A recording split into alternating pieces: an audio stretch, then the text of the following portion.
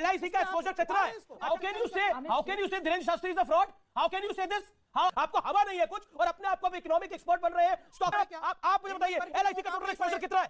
LIC का total exposure कितना है? तो चलिए शुरू करते हैं। क्या आपको लगता है जो बात लगातार हो रही है और गाहे बगाए आती है, आज आरएसएस के होसबोले साहब ने भी बोला कि डीएनए सबका एक है और एक तर्क दिया जाता है कोई मंगोल से तो आया नहीं, डीएनए तो सबका एक ही है। देखिए, अभी कुछ ही दिन पहले हम सब ने सुभाष चंद्र जी का जो है वो बरसी मनाई, जयंती मनाई।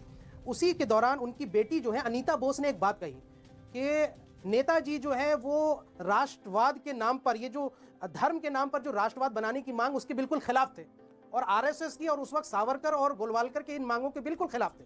ये अनीता बोस जी ने कहा और ये चैनल पे चला, आपकी ही न्यूज़ चैनल पे हमने देखा। तो ये तो नेताजी का पक्ष था। अब दूसरी बात ये है कि अगर आप हिंदू राष्ट्र की बात करते हैं तो हमारे देश में आदिवासी, जिस झारखंड से मैं आता हूँ, बहुत बड़ा आदिवासी समाज है। पूरे यहाँ से आप साउथ इंडिया में चले जाइए, दलितों का समाज है। आप एक रेफरेंडम करा के देख लीजिए, दूध का दूध पानी का पानी हो जाएगा। साउथ इंडिया के लोग क्या कहते हैं, नॉर्थ ईस्ट के लोग क्या कह रहे हैं, गोवा में क्या कह रहे हैं, ये खुद पता चल जाएगा। तीसरी बात ये है, मैं ये समझता हूँ कि इस वक्त चूंकि एक मुद्दा छुपाना है, अडानी के मामले को छुपाने के लिए एक फर्जी किस्म का राष्ट्रवाद के नाम पर और हिंदू राष्ट्र के नाम पर ये डिबेट चलाई जा रही है। ये क्यों नहीं मुद्दा है कि एलआईसी में जितने लोगों का पैसा डूब रहा है, आपके एसबीआई, आप तो स्टॉक मार्केट एक्सपर्ट हो गए हैं। एलआईसी का किस कंपनी में कैसा एक्सपोजर है, वो विषय ला करके एक बाबा के, अरे बाबा ने किसी ने कह दिया तो क्या हो गया? बाबा कोई नेता है? बाबा कोई यहाँ से संसद में यहाँ से किसी किस्म का अधिकार है या जनता ने चुना है उनको? तो कोई बाबा ने जनता ने तो आपको भी नहीं चुना, नेता तो आप भी नहीं है। क्या अडानी ने इतना बड़ा फ्रॉड कर दिया? अडानी के मुद्दे को यहाँ से आपका नेशनल डिबेट क्यों नहीं बनता है? ये आपका मुद्दा नहीं है। इसको मैं आपसे परमिशन लूंगा कि किसमें नेशनल डिबेट करनी है और किसमें नहीं करनी है। हमारे दूसरे चैनल पे आइए, उस पर चर्चा करेंगे। अडानी के खिलाफ आप उस पर चर्चा क्यों नहीं करते? मेरी कमाल की बात है, आप सीएनबीसी पे आइए, उस पर चर्चा करेंगे, लेकिन विषय वो नहीं है।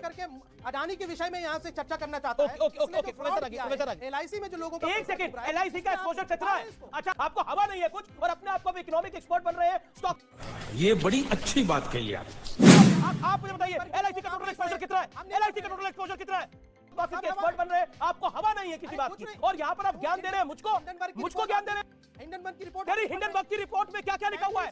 एलआईसी का टोटल एक्सपोजर कितना है? आपको हवा नहीं है किसी बात की और यहाँ पर आप खाली पीली में वक्त जाया कर रहे हैं पब्लिक का। रुपया है, कमाल की बात है आप लोगों की। 35,000 करोड़ रुपया का इन्वेस्टमेंट है। आप क्या समझते हैं? 35,000 करोड़ रुपया का investment. Okay, Shoaib Jawai, you are expert, you are not an expert. Okay, Subhrashta. Okay, let me get Subhrashta and Professor Raji want to make a point. Okay, this is not a point. ये आप देश के साथ धोखा कर रहे अरे हैं। बस करो यार, आपका एक फ्रॉड आदमी के बात को इतना तवज्जो दे रहे हैं। Okay. और इतना बड़ा मुद्दा How can you say Dhirendra Shastri is a fraud? How can you say this? How आप उनको पब्लिकली डिमीन कैसे कर सकते हैं? That man is a fraud. Police की जांच हुई, उसमें उनको क्लीन चिट मिली। नागपुर पुलिस ने जांच करी, महाराष्ट्र पुलिस ने जांच करी, उसके बाद क्लीन चिट मिली। आपको कैरेक्टर असैसिनेशन का अधिकार नहीं है। कई लोगों की मान्यता है उसके उनके ऊपर, आप कैसे उनको फ्रॉड बोल सकते हैं? आप अपनी बात को रखिए, आप किसी को फ्रॉड कैसे बोल सकते हैं? धर्म परिवर्तन करवा रहा है वो हिंदुओं का जाकिर नायक है। मैं कहता हूँ वो जाकिर नायक जैसे कुकर्म कर रहा है, घर वापसी करवा रहा है। सुल्ताना नाम की मुस्लिम महिला को धर्म परिवर्तन करवा रहा है। ओके, परेशानी यही है ना, जाकिर नायक जैसे काम कर रहा है। क्या इसकी सजा नहीं होनी चाहिए? सुभाष ने पहले दिन बोला था ये दिक्कत कुछ और है, निकल कहीं और रही है। बड़ा गुनाह है। ओके, एक प्रोफेसर आगे भी कुछ कह रहे थे। जाकिर नायक एक सेकंड, अब बहुत हुआ, आपने 4 मिनट से लगातार आप बोल रहे हैं, निवेदन है मेरा, स्वीकार करिए please. Okay, Subhash, you make your point, then you sir. अब देखिए अमित जी, जब धीरेन्द्र शास्त्री जी पे पहले बहस हुई थी उसी दिन मैंने कहा था, तब भी शोएब जमाई इसी शो में थे, कि मेन मुद्दा और मेन पेन पॉइंट जो है वो धर्मांतरण के खिलाफ धीरेन्द्र शास्त्री ने जो बीड़ा उठाया है और जिस तरीके से वो काम कर रहे हैं, पेन पॉइंट ये है, वो कहीं ना कहीं बिलबिलाते हुए मुंह से निकल ही गया। दूसरी बात, अभी प्रोफेसर उदित राज, डॉक्टर उदित राज, पूर्व सांसद उदित राज को कोई दिक्कत नहीं थी कि विषयांतर हो रहा था, बैठे बैठे मंद मंद मुस्कुरा रहे होंगे। क्यों? क्योंकि ये विषयांतर उनको पसंद था। तीसरी बात मैं कहना चाहती हूँ, किसी हमारे ही संविधान में आर्टिकल 19 के तहत फ्रीडम ऑफ एक्सप्रेशन है। फ्रीडम ऑफ एक्सप्रेशन का मतलब सिर्फ ये नहीं होता कि आपके मन में जो आया वो आपने कह दिया। फ्रीडम ऑफ एक्सप्रेशन के तहत आप देश के लिए आपका जो विजन है आप वो रख सकते हैं। मैं धीरेन्द्र शास्त्री जी के हिंदू राष्ट्र की अवधारणा से सहमत हूं या नहीं, उस कॉन्टेक्स्ट में मुझे बात करनी है या नहीं, ये मेरी फ्रीडम ऑफ एक्सप्रेशन हो सकती है। लेकिन आप टेलीविजन चैनल डिबेट में बैठ करके, चाहे आप पूर्व सांसद ही क्यों ना हो या आप नेता बनने की ख्वाहिश क्यों ना रखते हो, आप उनके इस फ्रीडम ऑफ एक्सप्रेशन को धता नहीं बता सकते। इतने सारे करोड़ों लोग जो आ रहे हैं, जो सुन रहे हैं धीरेन्द्र शास्त्री को, वो चाहते होंगे कि हिंदू राष्ट्र बने।